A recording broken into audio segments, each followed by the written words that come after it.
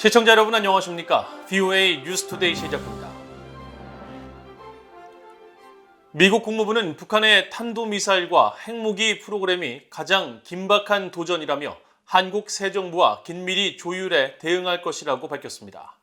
특히 동맹은 세계 속 미국의 힘이라며 동맹의 중요성을 재확인했습니다. 첫 소식 조은정 기자가 보도합니다. 네드 프라이스 미국 국무부 대변인은 11일 브리핑에서 윤석열 대통령의 대북 구상에 대한 논평을 요청받았습니다. 프라이스 대변인은 윤석열 대통령의 취임을 거듭 축하하면서 여러 도전과 기회들에 대응해 조약 동맹인 한국과 긴밀히 조율하겠다고 밝히고 긴급한 협력 사안으로 북한의 대량 살상 무기 대응을 꼽았습니다. And of course, when it comes to challenges, there is no more pressing challenge than that posed by the DPRK's WMD programs, its nuclear weapons, its ballistic missile programs. We will, as I said, coordinate closely to address the threats that they pose.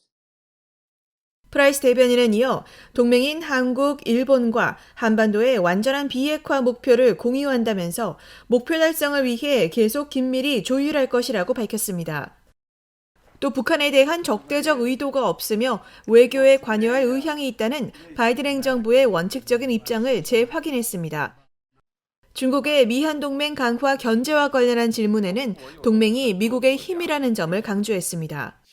And we view our unprecedented system of alliances and partnerships, including those we have in the Indo-Pacific, as a core source of strength. That is why Secretary Blinken, this department, has focused intently since day one of this administration on repairing, rebuilding, revitalizing those alliances.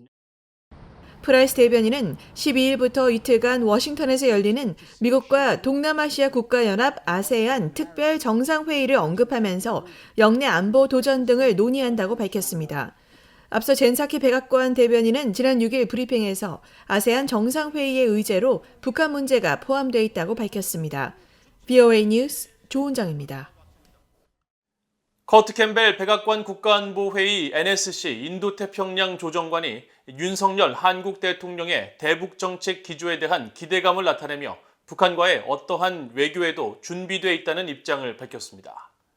바이든 행정부에서 아시아 정책을 주도하는 캠벨 조정관은 11일 미국 평화연구소가 주최한 대담에서 미국은 대화를 위해 북한 측 대화 상대에게 여러 차례 접촉을 시도했다면서 이같이 말했습니다.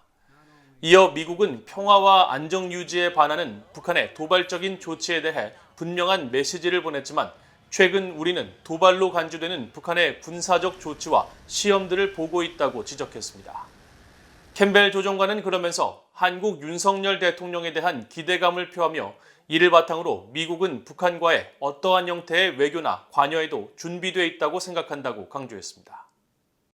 I will also just note that we have a new partner, a new president in South Korea that is determined, working with the United States to be very clearly engaged in deterring and sending a strong message of partnership between Seoul and Washington.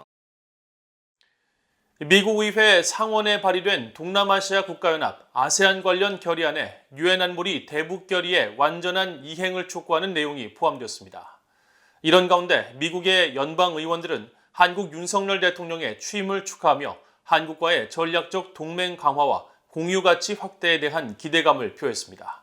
이조은 기자가 보도합니다.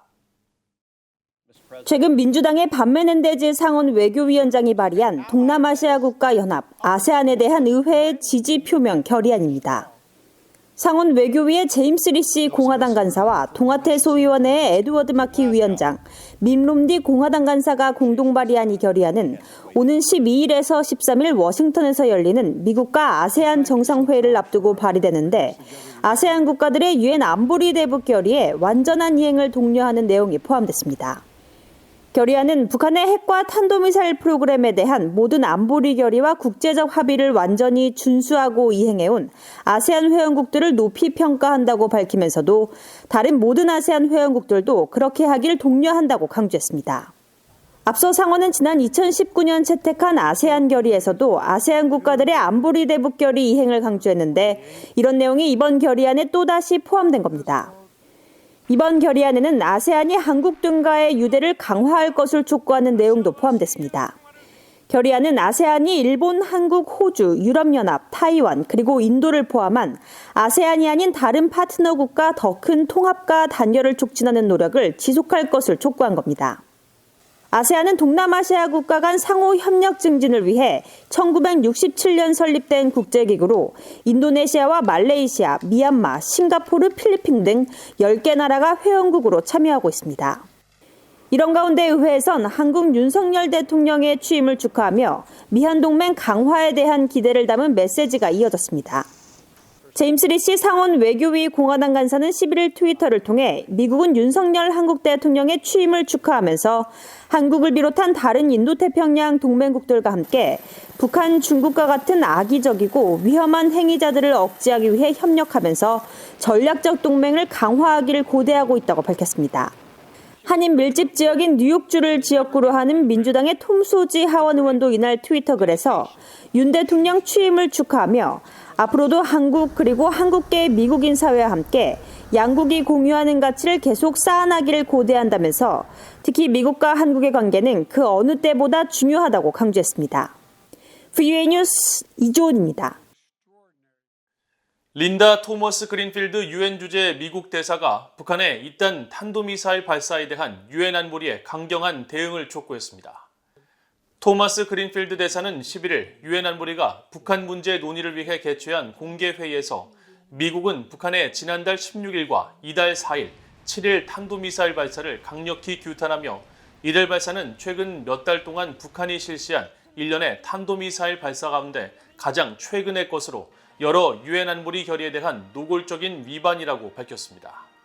그러면서 이 같은 위반은 안보리의 자제가 북한의 긴장 고조를 멈추고 협상 테이블로 나오게 할 것이라는 중국과 러시아의 주장 때문이라고 지적하고 안보리가 침묵을 지키는 동안 북한은 거듭된 발사와 위협적인 수사로 계속 긴장을 고조시켰다고 말했습니다. 토머스 그린필드 대사는 이어 이제는 암묵적인 허용을 중단하고 행동을 시작해야 할 때라며 북한에 대한 안보리 차원의 추가 제재 결의를 제안하면서 2017년 채택한 결의 23975가 북한의 대륙간 탄도미사일 ICBM 시험 발사에 대응해 북한의 유류 반입량을 줄일 것을 명시한 사실을 언급하고 안보리 이사국들이 미국이 추진 중인 새 결의안 협상에 적극 나서줄 것을 촉구했습니다. 국제인권단체 휴먼 라이츠 워치가 새로 출범한 한국 정부에 2016년 북한의 인권 증진을 위해 한국 국회를 통과한 북한 인권법의 전면적인 시행을 촉구했습니다.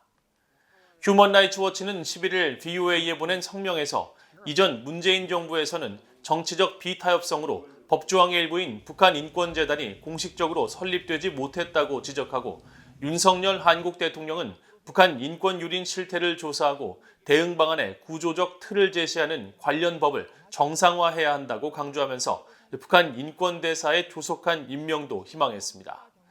이런 가운데 수잔 숄티 북한 자유연합 대표는 이날 VOA에 윤석열 한국 대통령이 북한 내 외부정보 유입에 적극 나서주길 희망하며 육로와 해상, 상공을 통해 북한의 정보를 유입하는 캠페인에 성공을 거둬온 탈북민들과 비정부 기구에 대한 지원을 촉구했습니다. 그레그 스칼라튜 미국 북한인권위원회 사무총장도 VOA에 북한 인권 문제도 미한일 3국 간 공조가 필요하다면서 새로 출범한 한국 정부는 북한 인권 문제에 있어 국제사회와 연합할 것이라는 의지를 보여주고 유엔 총회나 인권이사회에서 대북 결의안을 적극 지지해야 한다고 밝혔습니다. 최근 유엔 안보리가 새로운 불법 환적지로 지목한 북한 서해 인근에서 선박간 환적으로 의심되는 행위가 또다시 포착됐습니다.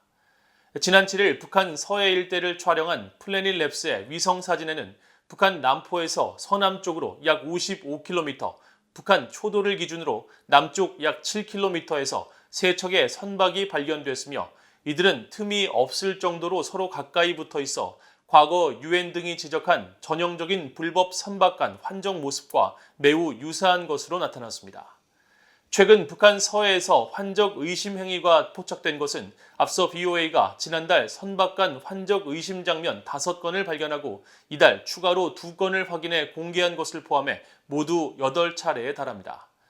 앞서 유엔 안보리 전문가 패널은 지난 3월 보고서에서 북한 서해 초도 일대를 새로운 환적지로 지목하고 북한이 이곳에서 해외에서 온 선박과 만나 환적을 한 뒤 북한 남포로 옮기는 방식을 사용해 공해상이 아닌 자국 영해에서 선박 간 환적을 벌이는 신종수법을 동원하고 있다고 지적한 바 있습니다. 유엔 안보리는 지난 2017년 북한이 공해상에서 제재 품목을 거래한다는 각국의 지적이 잇따르자 같은 해 9월 채택한 결의 2375호를 통해 북한이나 북한을 대리하는 선박이 공해상 환적을 통해 어떤 물품도 받지 못하도록 했습니다. 이상으로 VOA 뉴스투데이를 모두 마칩니다. 시청해주신 여러분 고맙습니다.